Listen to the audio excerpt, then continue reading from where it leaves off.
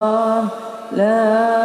إله إلا الله لا إله إلا الله محمد بالنبي الأمي وخديجة أمي والبتول الختم سيدات النسوان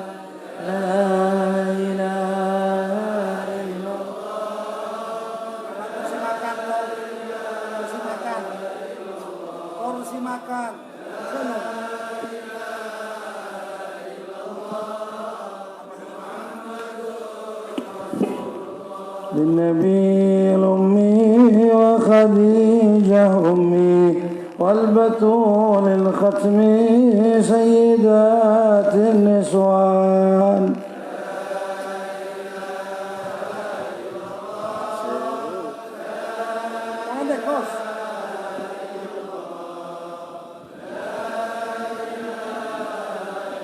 محمد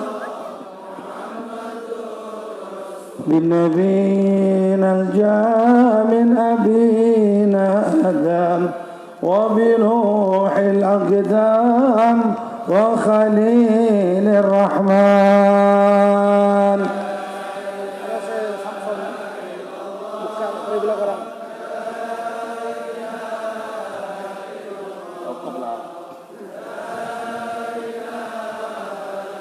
Bantu nasa salaman ya, kasih jalan biar cepat.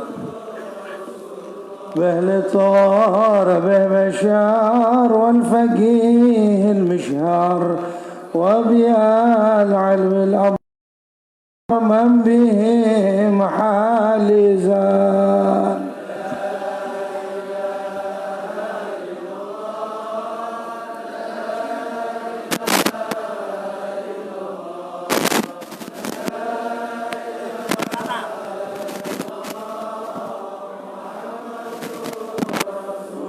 جد لنا بالمطلوب والفرج مثل أيوب وبفرحة يعقوب حين زالت الأحزان لا إله إلا الله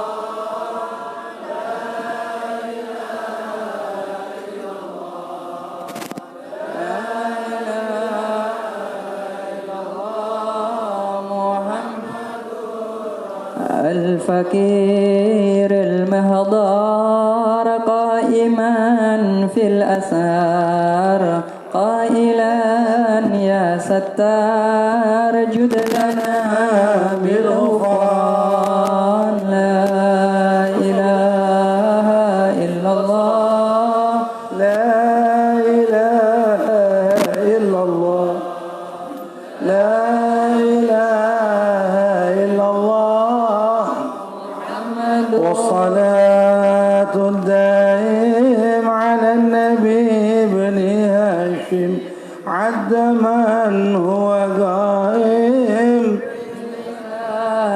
سهران لا إله إلا الله La ilaha illallah.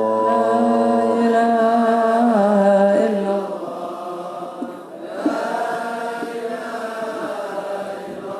محمد المدحقين عليه نحيا ولا نموت وعلا الذين لا خوف عليهم ولا هم برحمتك الرحمن الرحيم. Para hadirin para jamaah, alhamdulillah pada pagi hari ini kita dapat kehormatan kedatangan guru daripada Sayyidil Habib Hashim bin Abdullah Sugaf selama beliau di Hadramut, yaitu Sayyidil Habib Abdullah bin Abdul Rahman Al-Mahdar, ta'ala Allah bi hayati amin.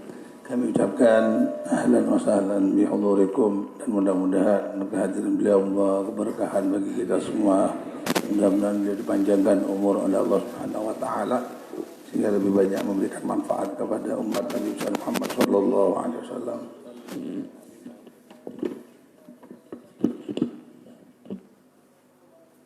Assalamualaikum warahmatullahi wabarakatuh.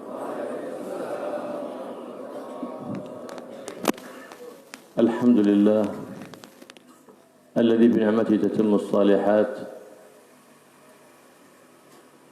وعلى محبته تحصل الاجتماعات، وعلى نشر شريعة حبيبه محمد صلى الله عليه وآله وسلم تحصل لنا ولكم البركات.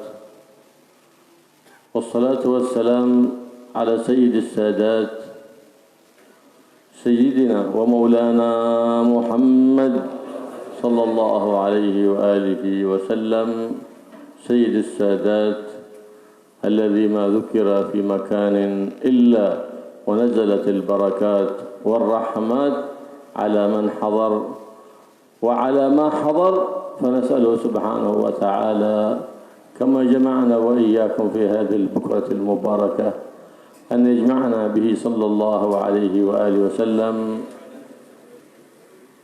على حوضه المورود الذي من شرب منه شربة لا يظمأ بعدها أبدا يا رب العالمين. Beliau guru kita bersama Al-Habib Abdullah bin Abdurrahman Al-Mahdar memulai nasihat beliau dengan mengucapkan syukur kepada Allah Subhanahu wa taala, yang mana dengan nikmat dari Allah Subhanahu wa taala menjadi sempurna segala kebaikan yang ada pada diri kita, dan juga dengan cinta kepada Allah Subhanahu wa taala akan bisa didapatkan segala kemuliaan, serta dengan menjalankan syariat-syariatnya Allah Subhanahu wa taala, disitulah letak segala kebarokahan di dalam hidup. Salawat dan salam kepada Baginda Agung Nabi Muhammad sallallahu alaihi wa ala alihi wa sahbihi wasallam, sosok makhluk pujaan hati yang dimana apabila disebutkan nama beliau turunlah rahmat dari Allah Subhanahu wa taala, baik untuk orang yang hadir ataupun untuk orang yang ada di sekeliling orang yang hadir. Dan beliau berdoa, ya Allah, sebagaimana Engkau mengumpulkan kita, mengumpulkan kami semua di tempat yang mulia ini, mudah-mudahan Engkau mengumpulkan kami bersama Baginda Agung Nabi Muhammad SAW di telaga haudnya, dan kita bisa merasakan daripada telaga haudnya Nabi Muhammad, sebagaimana dikatakan, barang siapa yang merasakan haudnya Nabi Muhammad SAW, satu tegukan tidak akan menjadikan ia haus selama-lamanya. أما بعد، فإن الأوقات تتبارك بترتيبها، فإذا رتبت أوقاتك تبارك عمرك، وعمرك هو رأس مالك. بترتيب الأوقات تحصل البركة فيها، ففي العمر القصير يحصل فيه المرء الخير الكثير، من حين أن تصبح إلى حين أن تمسي. سن لنا النبي محمد صلى الله عليه وآله وسلم أمورا إذا نحن اتبعناها حصلت لنا البركة في أوقاتنا، إذا نحن ربينا أولادنا عليها حصلت في أعمارهم البركة ونشأوا على ذلك، فتحصل في العمر القصير الخير الكثير من المولى القدير سبحانه وتعالى. فمن حين أن يصبح ينبغي لكل مؤمن حريص على أمر دينه أن يضمر الخير وأن ينوي الخير. من حين أن يصبح ينوي فعل الخير، ويعين من ذلك الخير أنواعا من الخير، فإنه إن صادف فعل ذلك الخير كتب له أجران: أجر العمل الصالح وأجر النية الصالحة. فإن هو لم يصادف شيئا من ذلك كتب الله له أجر النية الصالحة. فلهذا كان السلف الصالح يعتنون بأولادهم بتعليمهم النيات الصالحة، يربونهم على النيات الصالحة، يعلمونهم النيات الصالحة قبل أن يعلمونهم الوضوء والصلاة. فيربؤون على ذلك. وهناك صنف من الأولياء يقال لهم النياتيون، وهم أعلى درجات الأولياء الذين يحرصون على النيات في كل عمل صالح وفي كل عمل يقدمون عليه، يؤسسون لهم في ذلك العمل الصالح نيات صالحات، فيكون في العمل الواحد أعمال كثيرات. فلهذا قال الإمام الغزالي قدس الله روحه بنيات الأبرار تزكو أعمالهم، أي تزداد وتتبارك، تزداد، لأنك أنت حضرت مجلس واحد، إذا كان لك من خروجك إلى البيت من البيت إلى حضور ذلك المجلس نيات كثيرة كان لك بكل نية عمل صالح، وفي ذلك فليتنافس المتنافسون.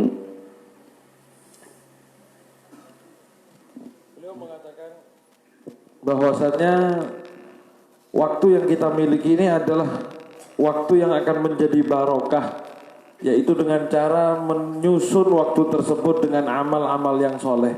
Waktu itu akan menjadi waktu yang barokah apabila kita tertibkan dengan susunan-susunan yang rapi, bukan dengan waktu yang kita biarkan berjalan begitu saja. Sehingga kebarokahan waktu itu akan muncul apabila kita susun waktu itu dengan sebaik-baiknya. Dan juga bahkan dengan umur yang pendek, apabila waktu kita susun dengan baik, maka umur yang pendek bisa menghasilkan kebarokahan yang besar, bisa menghasilkan kebaikan yang begitu luas, walaupun dengan waktu yang sesingkat mungkin, dengan barokah mengatur waktu. Dan semua itu kita atur bahkan mulai dari pagi hari sejak bangun tidur sampai kita tidur lagi. Rasulullah sallallahu alaihi wa ala alihi wasallam, beliau telah memberikan tuntunan aturan-aturan di dalam menjalani kehidupan sejak bangun tidur sampai tidur lagi. Dan Rasulullah SAW telah menertibkan untuk kita amalan-amalan sejak kita di pagi hari sampai kita masuk di dalam malam hari kita. Dan bagi kita adalah kewajiban kita untuk mendidik anak-anak kita agar berjalan sesuai dengan tuntunan Nabi Muhammad SAW, sehingga berjalan waktu anak-anak kita, waktu keluarga kita, semuanya berdasarkan tuntunan Nabi Muhammad SAW. Dan yang terpenting lagi adalah kita meniatkan daripada perkara-perkara kebaikan.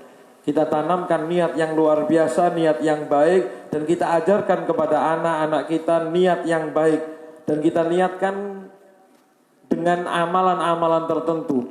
Ketika kita berjalan menuju suatu tempat ataupun berharap dengan suatu waktu, kita niatkan dengan amalan-amalan tertentu. Saya akan melaksanakan ini, saya akan ingin melaksanakan ini, saya niatkan untuk seperti ini, sehingga apabila sudah kita tanamkan niat, kata beliau, andai saja niat itu terlaksana, semua yang kita inginkan terlaksana, maka Allah Subhanahu wa taala memberikan dua pahala. Yang pertama pahala niat, yang kedua pahala amal yang sudah dilaksanakan. Bahkan ketika amal tersebut tidak jadi kita laksanakan, bahkan ketika kita memiliki udzur, kita memiliki halangan untuk melaksanakan, barokahnya niat Allah tetap catat untuk kita satu pahala, yaitu pahala niat. Berbeda dengan orang yang menjalani kehidupannya tanpa niat. Sehingga para ulama betul-betul perhatian untuk mengajarkan kepada anak-anak mereka tentang masalah niat. Bahkan masalah niat ini, kata beliau, para ulama mengajarkan anak-anaknya masalah niat jauh sebelum beliau mengajarkan masalah wudhu, masalah sholat. Kenapa? Karena semua amal itu bergantung kepada niatnya. Sehingga yang pertama kali diajarkan kepada anak adalah menjaga niat dan menata niat supaya mendapatkan kebaikan. Bahkan banyak di antara para ulama, di antara golongan manusia yang disebut dengan golongan an-niyatiyun, yaitu golongan ahli niat. Golongan ahli niat ini adalah derajatnya sama dengan derajat wali, walaupun amalnya kadang tidak sama dengan amalnya wali. Golongan yang dinamakan golongan ahli niat, golongan tukang niat. Kenapa? Karena mereka mendasarkan semua tindak tanduk mereka dengan niat yang baik. Bahkan satu amal yang mereka kerjakan, mereka niatkan dengan puluhan atau bahkan hitungan banyak daripada amal-amal yang mereka niatkan di hadapan Allah Subhanahu wa taala. Satu kerjaan mereka dibarengi dengan niat yang begitu banyak. Satu amal tapi dengan dasar puluhan amal. Satu niat, satu amal yang mereka kerjakan, namun niat yang mereka tanamkan bukan cuma satu tapi puluhan. Bahkan inilah yang diajarkan oleh para ulama. Dan dikatakan biniyatil abrar tasqu amaluhu. Dengan niatnya orang-orang yang baik ini, maka amalnya itu akan menjadi amal yang luar biasa, yang maknanya adalah amal itu bertambah nilainya di hadapan Allah Subhanahu wa taala, dan bahkan amal tersebut bisa menjadi amal yang nilainya jauh melebihi amal yang dia kerjakan. Amal yang dia kerjakan berapa, tapi terkadang pahalanya jauh melebihi daripada kerjaannya karena niat yang ia tanamkan. Sehingga dan dikatakan falyatanafasil mutanafisun, supaya kita ini berlomba-lomba di dalam kebaikan, di antaranya dengan menanamkan niat yang banyak. Fa idza asbaha al-insan wa 'azama 'ala fi'l at-ta'at وبادر في أول الأوقات بفعل الطاعات المرضيات لله رب البريات بارك الله له في ذلك اليوم وجاءه رزق مبارك في ذلك اليوم.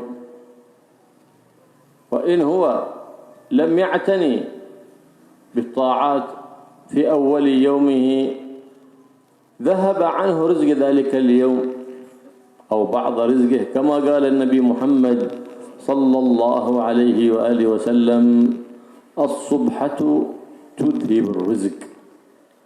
قيل وما الصبحة؟ قال إشغال أول اليوم بغير عمل صالح مرضي لله. وفي رواية الصبحة تذهب بعض الرزق، إما ذهابا حقيقيا أو سلب البركة، فإن البركة هي الرزق الحقيقي. دخول رزق بلا بركة لا خير فيه. كما قد قيل كان أحد الفقراء المخلصين لله سبحانه وتعالى رأى في المنام من يقول له إن في مكان الفلاني في ساحل البحر تحت الصخرة الفلانية 100 دينار اذهب وخذها. فقال له هل فيها بركة؟ قال لا. قال لا حاجة لي في مال بلا بركة. في الليلة الثانية وأخبر زوجته في الصباح وقالت له اذهب خذ 100 دينار، فنحن في حاجة بركة بلا بركة، خذ المال. فقال لا، رزق بلا بركة لا أريده. فذهب في الليلة الثانية رأى في المنام من يقول له اذهب إلى الساحل الفلاني فإنك تجد عند الصخرة الفلانية 10 دنانير، هل فيها بركة؟ قال لا. قال لا حاجة لي إلى رزق بلا بركة. فلما أصبح الصباح أخبر زوجته قالت لما تماطلت كانت 100 دينار واليوم صارت 10 دنانير. فعاتبته على ذلك فقال لا، عاهدت ربي ألا أخذ إلا رزقا مباركا ولا أسعى طيلة حياتي إلا في السعي للبركة في عمري، في مالي، في أولادي. هذا هو مطلوب كل إنسان في حياته، رحلة في السعي لطلب البركة.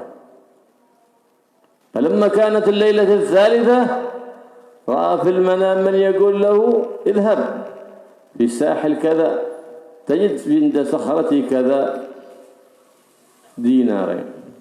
قال هل فيها بركة؟ قال نعم.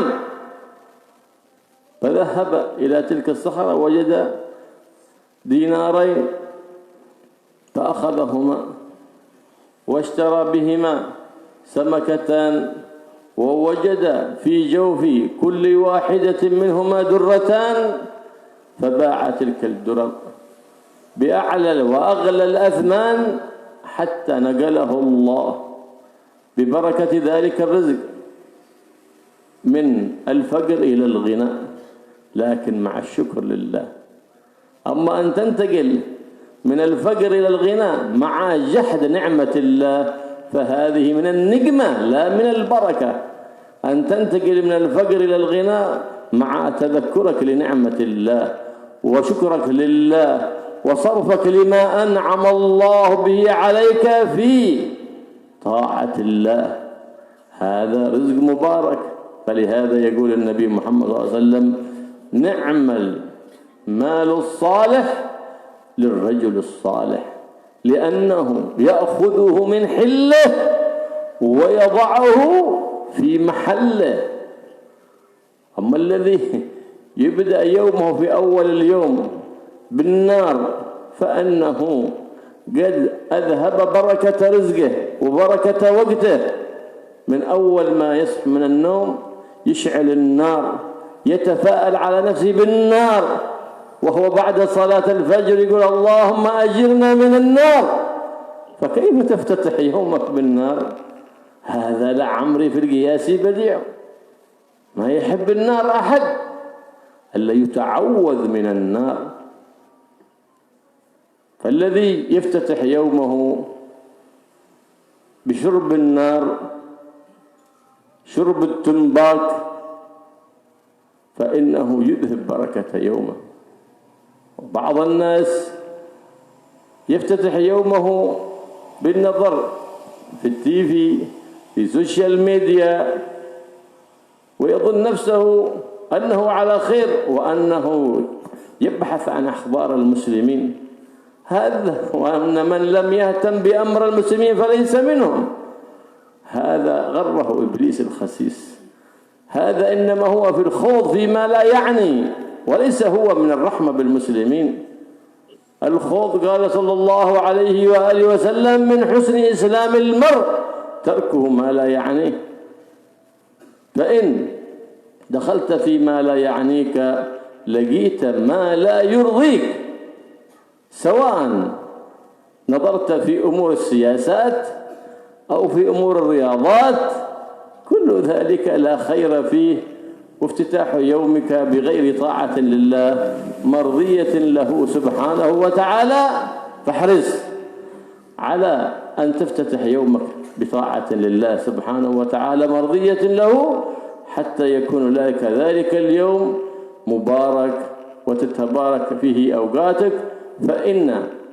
إنك إن أحسنت أول يومك مضى يومك كله في خير وبركة. فاحسن الافتتاح وأحسن الاختتام، فلعل الله إن أحسنت افتتاح اليوم وأحسنت اختتام اليوم أن يتجاوز الله عنك ما بين الافتتاح والاختتام بفضله ومنه وكرمه سبحانه وتعالى.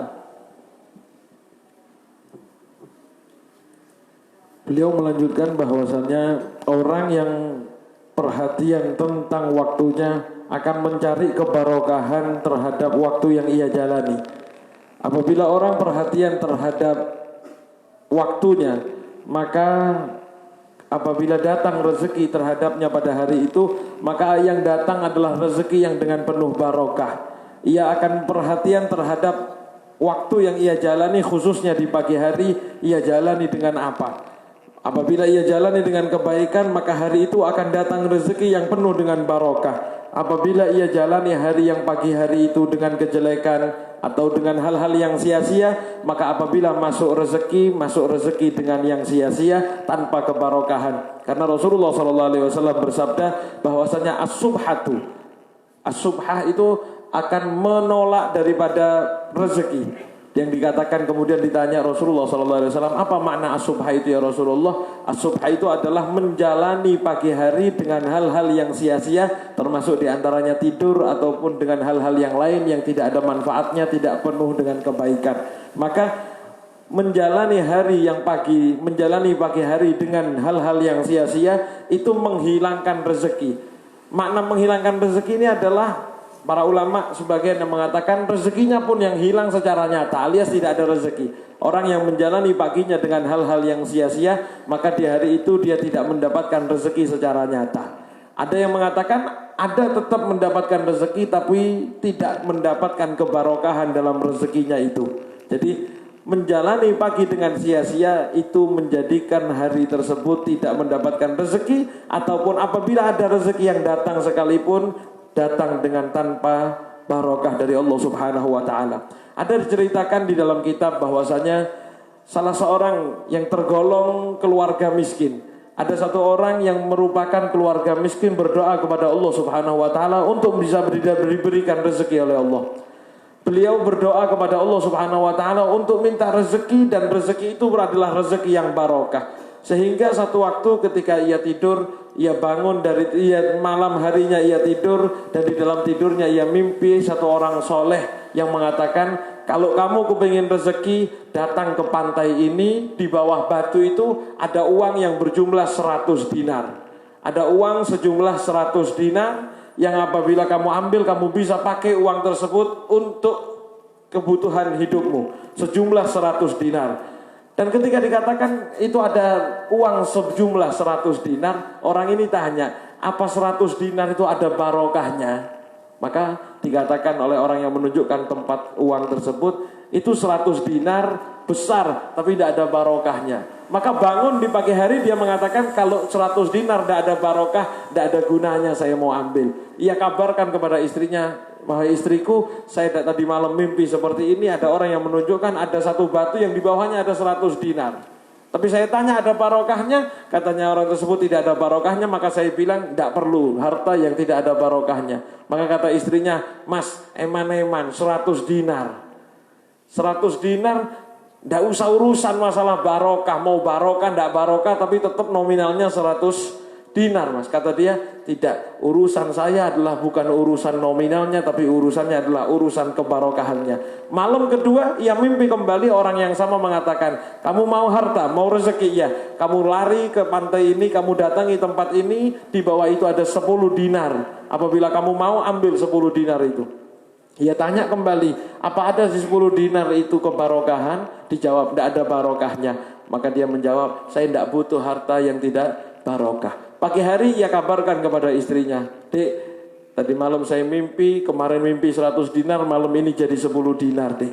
Maka kata istrinya, mas, eman-eman, kemarin nolak 100 dinar, turunnya drastis langsung jadi 10 dinar. Ambil saja sudah, daripada besok tambah turun lagi, daripada tambah jauh lagi turunnya. Maka dia mengatakan, usaha saya tidak ada gunanya kalau tidak ada kebarokahan. Hidup saya niatkan untuk sesuatu, bukan dengan nominalnya, bukan dengan besarnya nilainya, tapi dengan kebarokahan yang Allah letakkan pada harta tersebut. Ia tinggalkan tuntunan orang tersebut. Ia tidur pada hari yang ketiga, ternyata melihat lagi orang tersebut sambil mengatakan, itu ada di pantai ini, ada di bawah batu ini, ada uang 1 dinar, turun lagi 10%. Bersaham sampai jadi 1 dinar. Maka ia tanya, 1 dinar ini ada barokahnya apa tidak? Maka orang itu mengatakan, 1 dinar tapi ada barokahnya, sekarang mau saya turuti. Besok paginya ia kabarkan kepada istrinya. Istrinya mengatakan, mas, kok cuma 1 dinar, coba kemarin 100 dinar.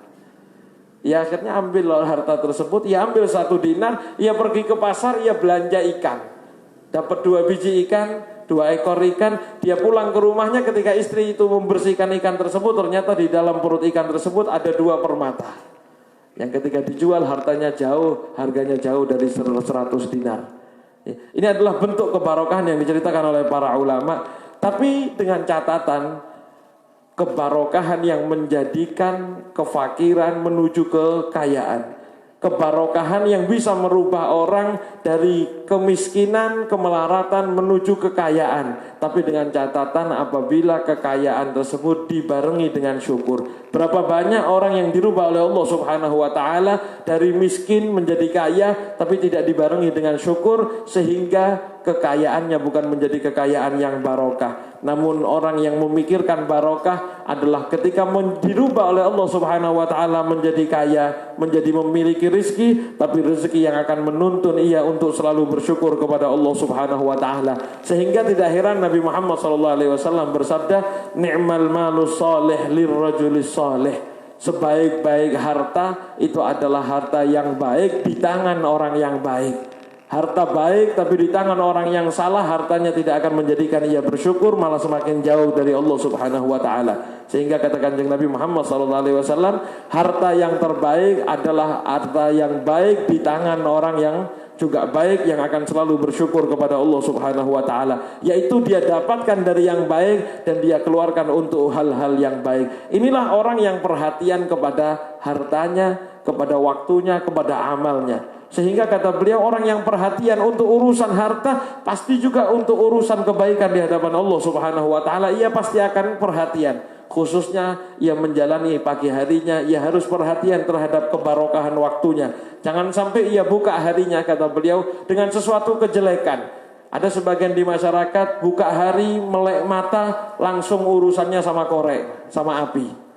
Pagi bangun langsung nyumet rokok. Langsung ia buka harinya dengan api. Padahal setelah sholat subuh ia doa, Allahumma ajirna minan nar, ya Allah jauhkan saya dari api ya Allah. Padahal ia sendiri yang membuka harinya dengan api. Bagaimana mungkin orang yang menjauhkan minta jauh dari api tapi buka hari dengan api? Kata beliau, ini sesuatu yang saling bertentangan dan tidak mungkin masuk. Orang yang kepingin jauh dari api, buka harinya juga jauh dari api. Jangan sampai membuka hari dengan rokok dan lain sebagainya. Ada lagi di masyarakat kita, mungkin sebagian dari kita, kata beliau, kadang-kadang tidak dengan rokok, tidak dengan korek, tapi langsung HP sosial media, Pak. Begitu melek langsung HP yang dilihat. Begitu melek langsung Instagramnya, sosial medianya yang lain. Dan bahkan ketika membuka itu, dia dengan niatan, ya Allah, ini saya lagi perhatian keadaan saudara-saudara saya.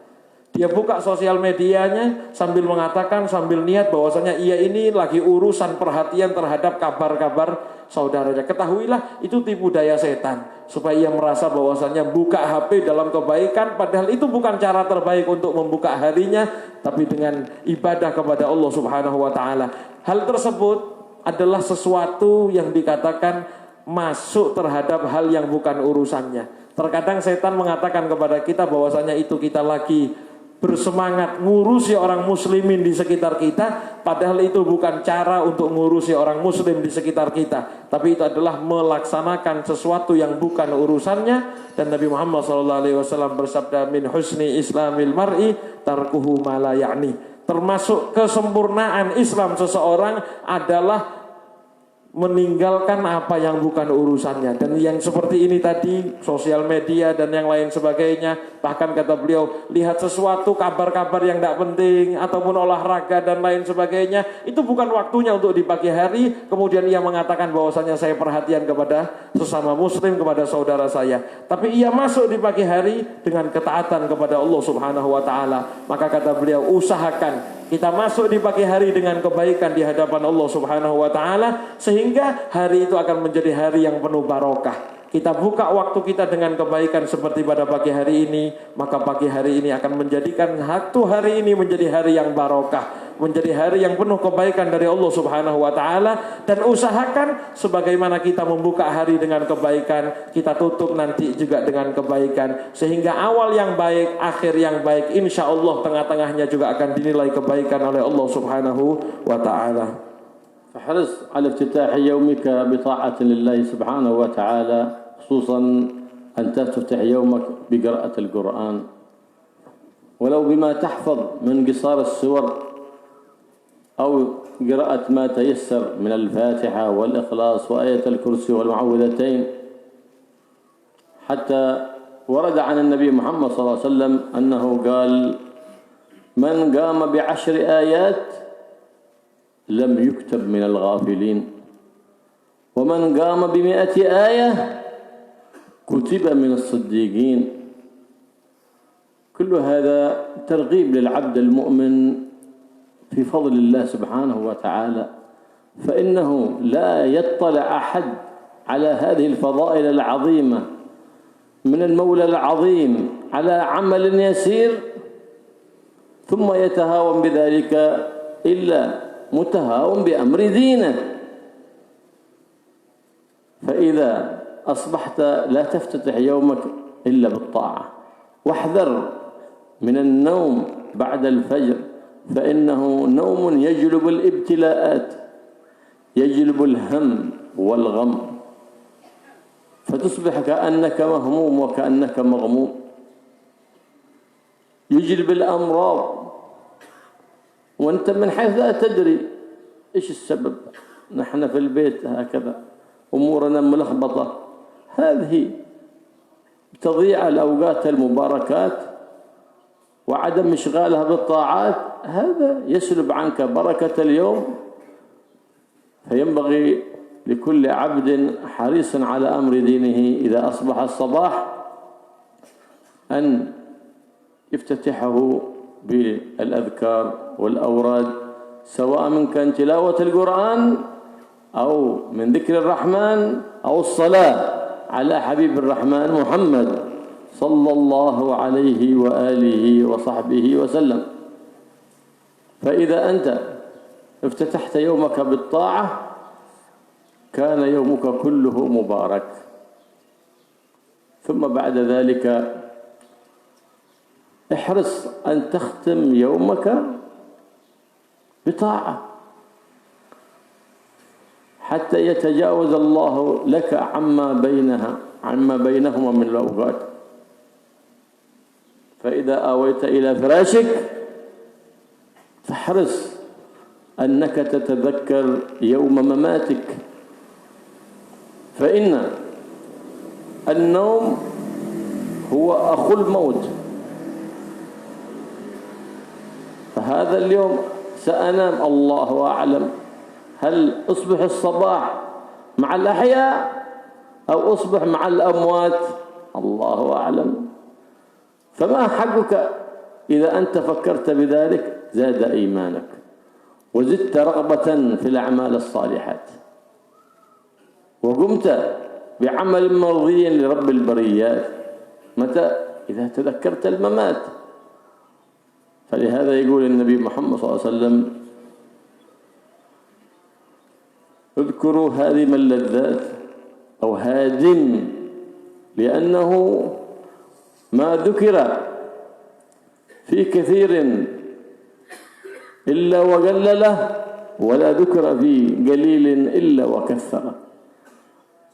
ما ذكر في كثير من الدنيا إلا وقل له، ولا قليل من أمور الدين إلا وكثرها. هذا فائدة النوم. فالنوم أخو الموت، من نام كثيرا مات كثيرا. قال الإمام الغزالي: هب أنك عشت 60 سنة ونمت في كل يوم 8 ساعات، تكون قد ضيعت من عمرك 20 سنة.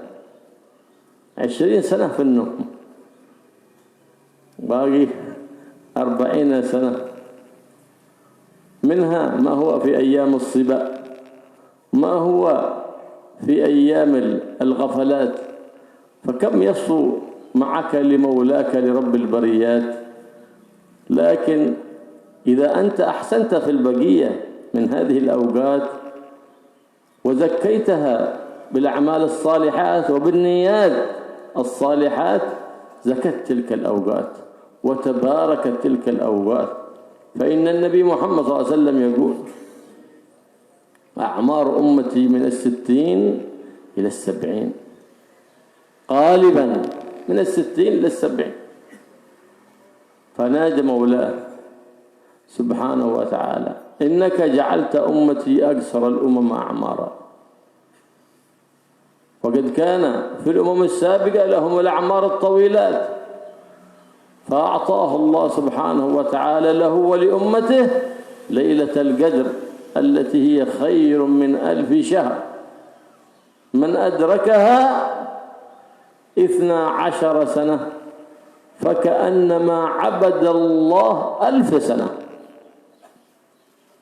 فضل من الله سبحانه وتعالى، خصوصية لهذه الأمة ببركة نبيها وشفيعها محمد نبي الرحمة صلى الله عليه وآله وصحبه وسلم. هذه الفضل العظيم من المولى الكريم ليه؟ قال أن هناك شخص حمل السلاح لما ذكر النبي محمد صلى الله عليه وسلم، شخص من بني إسرائيل حمل السلاح جهادا في سبيل الله 1000 شهر. كل واحد من الصحابة تمنى أن يكون له ذلك العمر،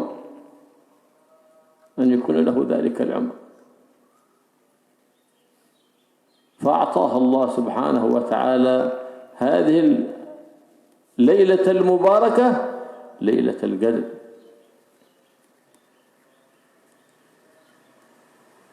Melanjutkan bahwasanya mari tugas kita adalah buka hari kita dengan kebaikan, khususnya buka hari kita dengan membaca Al-Quran. Bukan hanya membaca Al-Quran kalau membaca surat-surat panjang, tapi buka hari kita walaupun bahkan dengan surat-surat pendek sekalipun yang kita hafal. Buka dengan Al-Quran walaupun hanya dengan membaca surat Al-Fatihah, surat Al-Ikhlas, Qul a'udzu birabbil falaq, Qul a'udzu birabbin nas, ataupun surat-surat pendek yang lain. Jangan sampai kita masuk di pagi hari sama sekali tidak menyentuh Al-Quran. Jangan mengatakan menyentuh Al-Quran itu harus dengan membaca surat-surat panjang, tapi buka hari kita dengan Al-Quran walaupun dengan surat-surat pendek sekalipun. Karena dalam hadis Rasulullah sallallahu alaihi wasallam bersabda, barang siapa yang bangun membaca 10 ayat Quran, maka dia tidak ditulis sebagai orang yang lalai. Jadi jangan mengatakan harus bacaan panjang, karena Nabi Muhammad SAW bersabda, barang siapa yang bangkit membaca 10 ayat Al-Quran, maka ia tidak ditulis dari orang-orang yang lalai, alias dia ditulis oleh Allah Subhanahu Wa Taala termasuk orang-orang yang ingat kepada Allah Subhanahu Wa Taala dengan 10 ayat dari Al-Quran. Dan Nabi Muhammad SAW melanjutkan, barang siapa yang membaca 100 ayat Quran, maka tertulis oleh Allah Subhanahu Wa Taala minas shodiqin, termasuk orang yang betul-betul berjuang di jalan Allah Subhanahu Wa Taala. Maka kata beliau, jangan sampai amal yang mungkin terlihat sedikit, tapi dengan fadilah, dengan faedah yang begitu besar di hadapan mata kita, kita tinggalkan begitu saja. Amal yang sedikit tapi dengan faedah yang luar biasa besarnya, khusus untuk umat Nabi Muhammad SAW, kita tinggalkan begitu saja, terlewat di hadapan kita, maka kita termasuk orang-orang yang tidak berakal. Kita termasuk orang-orang yang lalai di hadapan Allah Subhanahu Wa Taala. Jangan sampai ada kebaikan di hadapan mata kita tinggalkan sia-sia, terlewat begitu saja. Khususnya kata beliau, kita punya waktu di pagi hari yang barokah, tapi banyak di antara kita yang melewati harinya dengan tidur di pagi hari, dan itu adalah tidur yang dikatakan menjadikan orang tersebut hatinya penuh dengan kesumpekan. Tidur di pagi hari itu membawa sumpek di dalam hati, bawa hati isinya risau, gelisah di pagi hari itu, dan di sepanjang harinya ia akan merasakan hal tersebut karena tidur di pagi hari.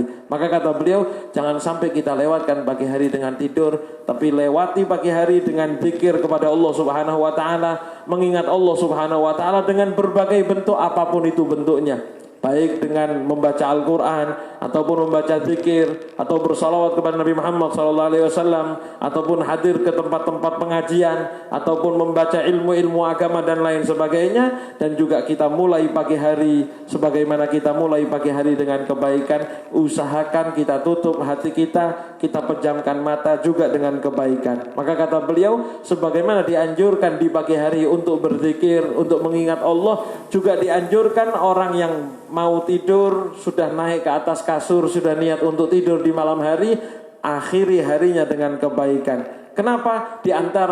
Kenapa? Karena itu kita tutup pagi hari dengan kebaikan, kita buka pagi hari dengan kebaikan, kita tutup malam hari dengan kebaikan, sehingga Allah Subhanahu Wa Taala akan menjadikan antara pagi dan malam hari juga dengan kebaikan, insya Allah. Juga di antara kebaikan yang perlu kita laksanakan sebelum tidur, selain mengingat Allah Subhanahu Wa Taala dengan zikir, ada satu lagi cara, yaitu mengingat Allah Subhanahu Wa Taala dengan berfikir. Yaitu kita pikirkan bahwasanya kita akan menghadapi tidur, yang mana tidur itu adalah salah satu contoh daripada kematian.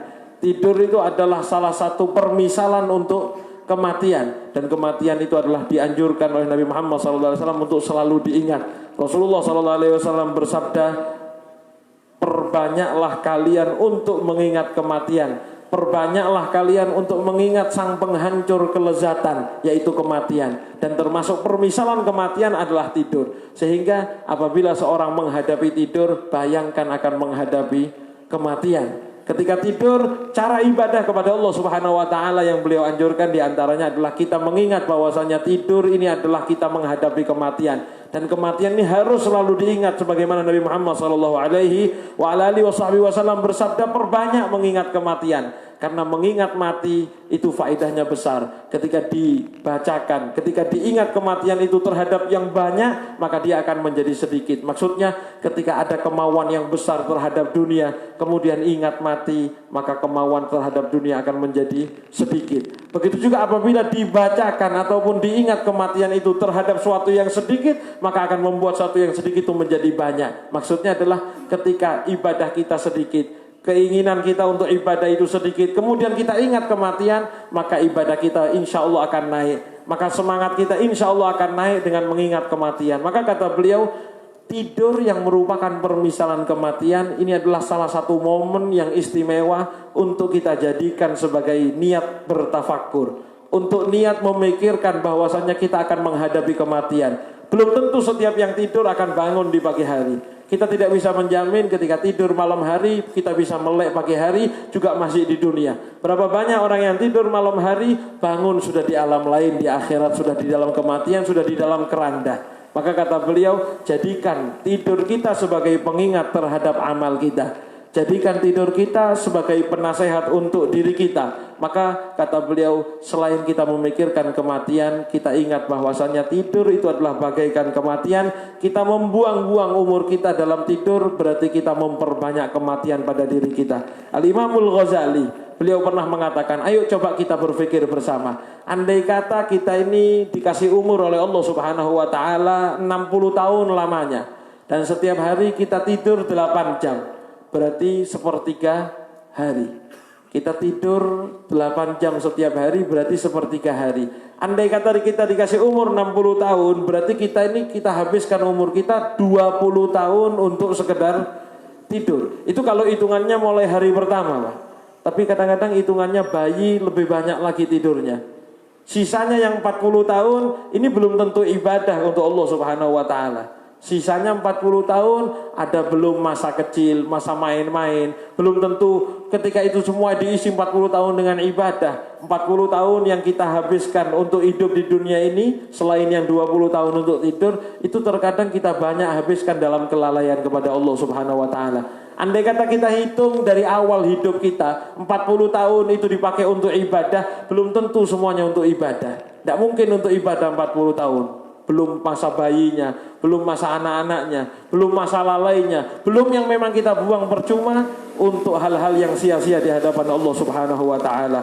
Di dalam hadis dikatakan bahwasanya Rasulullah sallallahu alaihi wasallam pernah diceritakan oleh Allah Subhanahu wa taala bahwasanya umat-umat terdahulu, di antara umat-umat yang terdahulu yang umurnya panjang-panjang, ada satu pemuda yang memanggul senjata berjihad di jalan Allah Subhanahu wa taala selama 1000 tahun lamanya. 1000 tahun lamanya ia memanggul senjata hanya untuk jihad fisabilillah. Maka Nabi Muhammad SAW memikirkan umatnya, ya Allah, Engkau berikan umur yang panjang untuk umat terdahulu, bahkan untuk jihadnya tok bawa senjata selama 1000 tahun lamanya, ya Allah. Bagaimana umatku, ya Allah? Umatku Engkau berikan umur yang pendek, ya Allah. Maka disitulah Allah Subhanahu wa taala mendengar rintihan Nabi Muhammad SAW, memberikan kebarokahan waktu terhadap umatnya Nabi Muhammad SAW. Dengan umur yang pendek yang dikatakan oleh Nabi Muhammad SAW, umur umatku itu antara 60 sampai 70 tahun umumnya. Umumnya wafatnya umatku itu antara 60 sampai 70 tahun lamanya. Mungkin tidak bisa menyaingi umat-umat terdahulu yang hidupnya ratusan tahun atau bahkan ribuan tahun. Namun Allah Subhanahu wa taala menjawab kegelisahan Nabi Muhammad dengan memberikan waktu-waktu yang mulia, memberikan waktu-waktu yang apabila diisi maka nilainya akan jauh melebihi ratusan tahun. Sehingga Allah Subhanahu wa taala di antaranya memberikan Lailatul Qadar, memberikan satu malam yang apabila kita pakai untuk ibadah khairun min alfi syahr, maka jauh lebih baik daripada 1000 tahun ibadah. Itu adalah bentuk kasih sayangnya Allah Subhanahu wa taala supaya kita memanfaatkan waktu yang pendek tapi menjadi amalan yang bernilai besar di hadapan Allah Subhanahu wa taala. فإذا أخذت مضجعك ونمت على شقك الأيمن مستقبل القبلة فتذكر أنك على تلك الهيئة تضجع في القبر، وتذكر وقوفك بين يدي مولاك سبحانه وتعالى، وأن الظالم يقول في تلك الساعة رب ارجعون لعلي أعمل صالحا، فتنتبه ألا تكون من الظالمين وتكون من المطيعين لله رب العالمين. فإذا خاطبت نفسك بتلك المخاطبة رب ارجعون لعلي أعمل صالحا، خشع قلبك. فبعد ذلك قلت لنفسك يا نفس السوء قد ارتجعك مولاك فما أنت صانعة. إذا أصبحت الصباح قلت لنفسك يا نفس السوء قد ارتجعك مولاك لهداية الدنيا فما أنت صانعة فيما بقي من العمر. فتنشط النفس لأنك ذكرتها بالله، وتنشط لطاعة الله سبحانه وتعالى مهما كان عندك من الغفلة، فذكرها بهذه المذكرات واحتل عليها بهذه الحيل، فإنها تنقاد إذا أنت روضتها بالرياضات التي علمنا إياها النبي محمد صلى الله عليه وآله وسلم وخلفاء النبي محمد صلى الله عليه وآله وسلم سادات السادات. فإذا كنت على ذلك فنم وأنت صافي الطوية. إن كان لك علق على أحد فسامحه لله، وإن كان عليك لأحد حق فلا بد أن تطلب الحل والمسامحة منه. إن كان أسأت إليه بالفعل أو بالقول، وإن كان أخذت عليه حق فلا بد أن ترجع الحق لأصحابه إن تمكن ذلك، وإلا بأن تعزم على فعل ذلك في الغد إذا لم يمكن فعل ذلك في الليل. وإن كان قد مات أو لم تستطع أن تطلب منه ذلك بأن لم تدري أين مكانه، فتقرأ له ما تيسر من القرآن، آية الكرسي والإخلاص 3 والمعوذتين، وتهب هذا العمل الصالح له وتتصدق عنه وتستغفر له لعل الله يوم القيامة أن يرضيه عنك، فتنام وقلبك نقي صافي عند جميع المؤمنين، كما قال الحبيب عبد الرحمن بن علي: ونم صافي الطوية. ما هي الطوية؟ هو الباطن. إذا أنت أحسنت المطية. وما هي المطية؟ النية الصالحة هي المطية التي تنتقل من ديسة إلى ديسة، من جزيرة إلى جزيرة، من بلد إلى بلد. ما ينقلك الطائرة أو السيارة، الذي يحملك هو النيات الصالحات. فيعطي الله سبحانه وتعالى عبده بحسب نيته، لأنه سبحانه وتعالى مطلع على ظاهرك وعلى باطنك وما أضمرته الطويات. مرة من المرات مر الرجل من بني إسرائيل فقير على تل من الرمل، وقال: لو كان هذا دقيق لتصدقت به في سبيل الله. فأوحى الله إلى نبي ذلك الزمان أن قل لذلك الإنسان أن الله قد قبل صدقتك. فجاء ذلك النبي لذلك الإنسان فقال له إن الله قد قبل صدقتك. قال يا نبي الله ليس عندي ما أغذي به أولادي فكيف لي أن أتصدق؟ فقال إن الحق لا ينطق إلا بالحق فلا بد أنك أضمرت شيء في خاطرك. فقال نعم. مررت على ذلك التل من الرمل فقلت لو كان دقيقا لتصدقت به في سبيل الله. فقال له نبي ذلك الزمان إن الله قد اطلع على صدق نيتك فوهبك ثواب ذلك الرمل دقيقا وأنك تصدقت به في سبيل الله سبحانه وتعالى. فهذه هي النيات الصالحات ينبغي لنا أن نعتني بها وأن نربي أولادنا ذكورا والبنات عليها لتسعد وتتبارك لهم الأوقات وتتبارك لهم الأعمار. فالله يبارك لنا ولكم في أوقاتنا وفي أعمارنا ويجعل أوقاتنا مباركة ويجعل أقواتنا مباركة ويصرفها كلها في طاعة الله وطاعة حبيبه محمد صلى الله عليه وآله وسلم. كل نعمة أنعم الله بها علينا نسأله سبحانه وتعالى أن يوفقنا لصرفها في طاعته وفي طاعة حبيبه سيدنا ومولانا محمد صلى الله عليه وآله وصحبه يا رب العالمين. Beliau melanjutkan bahwasannya ketika kita tidur, kita sudah miring di kasur, kita miring dengan sunnahnya Nabi Muhammad SAW, meletakkan bagian sebelah kanan miring ke sebelah kanan, kemudian kita sunnahkan Nabi Muhammad SAW, kita sunnahkan sebagaimana sunnahnya Nabi Muhammad SAW untuk tidur menghadap kiblat. Ketika kita sudah dalam posisi tersebut, kita miring kanan menghadap kiblat, ingatlah bahwasannya itu juga adalah posisi ketika kita akan dikuburkan. Itu adalah posisi ketika kita akan diletakkan di liang kubur kita. Sehingga hal ini akan menjadi pemikiran-pemikiran yang memacu semangat kita. Maka pikirkan bagaimana keadaan orang-orang yang sudah dikubur, keadaan orang-orang yang sudah dipendam di dalam tanah, yang Allah Subhanahu wa taala berfirman menceritakan keadaan mereka. Orang-orang yang zalim ketika sudah masuk ke dalam kubur, mereka akan mengatakan Rabbirji'un.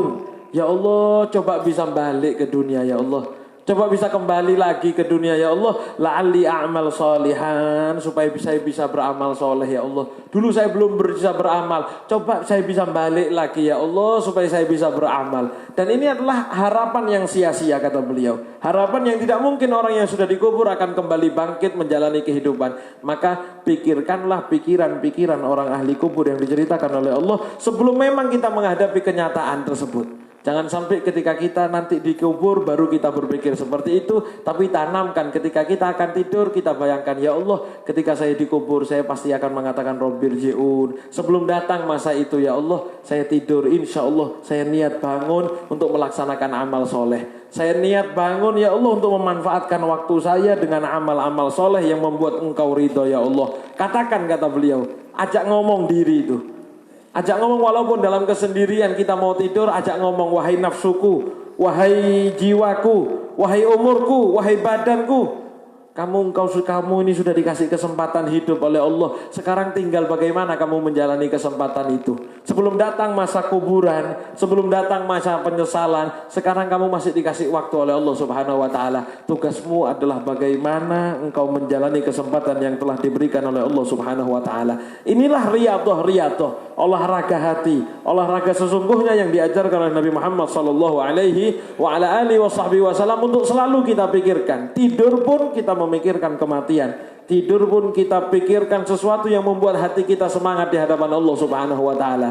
Kemudian beliau melanjutkan, jangan pernah tidur kecuali dengan hati yang plong. Jangan pernah tidur kecuali dengan hati yang bersih, karena yang akan menghadap Allah Subhanahu wa taala, diterima oleh Allah Subhanahu wa taala adalah orang-orang yang berhati bersih. Maksudnya bagaimana? Ketika kita tidur kita niatkan, ya Allah, apabila ada orang yang salah kepada saya ikhlaskan kesalahannya, saya maafkan kesalahannya ya Allah. Dan juga kata beliau, apabila kita punya salah kepada orang, niatkan ketika akan tidur. Dan bahkan jangan tidur kecuali kita sudah minta maaf kepada orang tersebut. Apabila kita salah dengan perkataan atau perbuatan, kita minta maaf kepada orang tersebut. Kalau kita ini punya salah dengan hak mereka, ada barang mereka yang kita ambil, kita kembalikan. Atau kalau mungkin tidak bisa pada malam hari itu, malam itu kita tidur dengan niat, ya Allah, besok pagi saya akan minta maaf. Besok pagi saya akan mengembalikan kesalahan-kesalahannya. Besok pagi saya akan kembalikan yang saya ambil dari dirinya. Sehingga kita tidur dalam keadaan yang sudah hati kita bersih di hadapan Allah Subhanahu wa ta'ala. Dan beliau mengatakan, andai saja kita ini punya kesalahan kepada orang, mungkin kita akan minta maaf dan kita sudah tidak tahu di mana orang tersebut. Mungkin kadang-kadang kita ambil haknya orang, tapi kita mau kembalikan, keluarga itu sudah tidak ada. Orangnya sudah tidak tahu entah di mana. Mungkin kita pernah salah dalam ucapan kita kepada orang dan kita tidak tahu orang itu ada di mana. Kata beliau, para ulama menganjurkan kepada kita, bacalah sesuatu ataupun bersedekahlah dengan sesuatu. Baca suatu ayat Quran, mungkin baca ayat kursi, Al-Fatihah, atau bacakan Al-Ikhlas, bacakan surat-surat yang lain, ataupun keluarkan harta bersedekah dan niatkan, ya Allah, ini pahalanya saya niatkan untuk orang yang saya salahi, ya Allah. Dan itu akan bermanfaat kelak di yaumil qiyamah, supaya dia ridho di hadapan Allah Subhanahu wa ta'ala. Dan dikatakan orang itu besok kelak di hari kiamat akan lebih senang ketika kita mengembalikan dengan bentuk seperti itu. Karena itulah yang dibutuhkan kelak di yaumil qiyamah. Al-Imam Abdurrahman bin Ali, beliau pernah mengatakan bahwasanya, Sofit tawiyah, tidurlah kamu dalam keadaan jernih tawiyahmu. Para ulama mengatakan makna tawiyah itu adalah hatimu, batinmu. Tidurlah jangan dengan keadaan kotor, tapi tidurlah dalam keadaan hati yang bersih, yaitu hati yang akan bisa menuntunmu untuk selalu berniat ibadah di hadapan Allah Subhanahu wa ta'ala dengan niat yang soleh. Tidurlah dalam keadaan hati yang plong dan hati yang menanamkan kebaikan-kebaikan ketika besok akan dibangkitkan oleh Allah Subhanahu wa ta'ala. Karena Allah Subhanahu wa ta'ala adalah zat yang maha mampu melihat apa isi hati kita. Dulu di Bani Israel, dulu ada satu pemuda di Bani Israel yang menghadapi kemelaratan.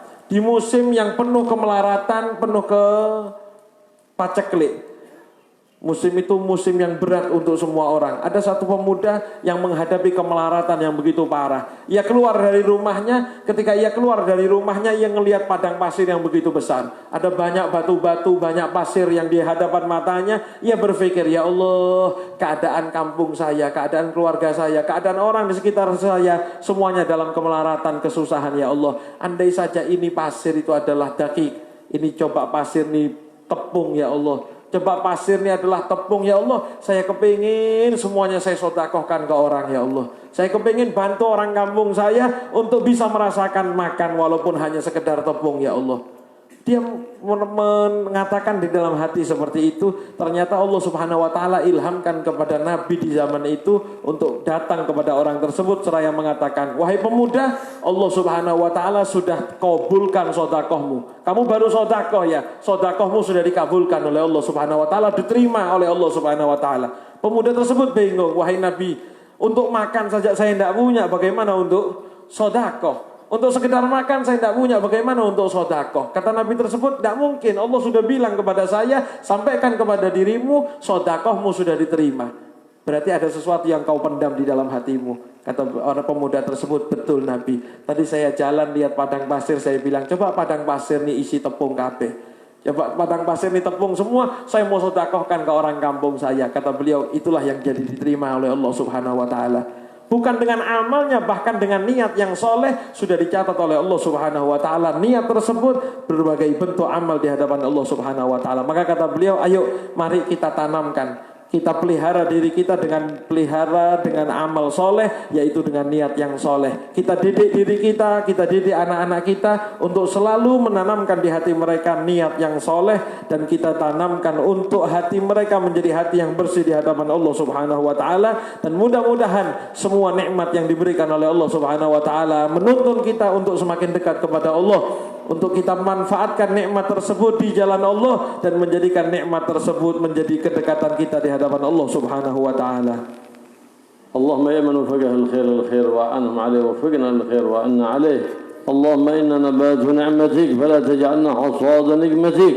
اللهم احسن عاقبتنا في الأمور كلها وأجرنا من خزي الدنيا وعذاب الآخرة يا مالك الدنيا والآخرة. اللهم اشف الغمة عن الأمة، اللهم اشف الغمة والكربة. اللهم ارفع ما نزل بالمسلمين من بلاء ومرض وفيروس وداء يا رب العالمين. واحفظ هذه البلاد إندونيسيا وسائر بلاد الإسلام والمسلمين من شر المصائب ومن شر الفتن ومن شر التسونامي والزلازل والفيضانات والبليات والفيروسات الظاهرات والباطنات. واصلح بلاد الإسلام والمسلمين وعمرها بالعلوم النافعات لتبقى معالم الإسلام والإيمان بأهلها معمورة معنا وصورة يا رب العالمين. خلينا عن كل خلق نحن بكل خلق حميد كريم. ولا نصل بمجلسنا هذا الذي يدرك غفورا وحاجات المقضية حاجات الدنيا بالميسرة وحاجات الآخرة بالمغفرة. يغفر لنا ولكم ما مضى ويحفظنا ربي فيما بقي ويعزنا بالطاعات ويذلنا بالمعاصي والمخالفات بجاه النبي محمد سيد السادات. يغفر من تقدم في هذا المجلس المبارك أخينا هاشم، الله يغفر له ويرحمه ويسكنه الجنة ويجعل الله النبيين الصديقين والشهداء ويبارك في والدته وسيل عمره في الصحات والعافيات وإخوانه يطرح البركة فيهم ويجعل فيهم متعاونين على البر متعاونين على التقوى. يقرب منا منكم الأخيار ويبعد عنكم الأشرار ويكفيناكم جميع المضار وشر ما تهفي الأيام والأيام بجاه النبي المختار إنه على ما يشاء قدير بجبة جدير. وصلى الله على سيدنا محمد النبي الأمي وآله وصحبه وسلم والحمد لله رب العالمين. بسر الفاتحة.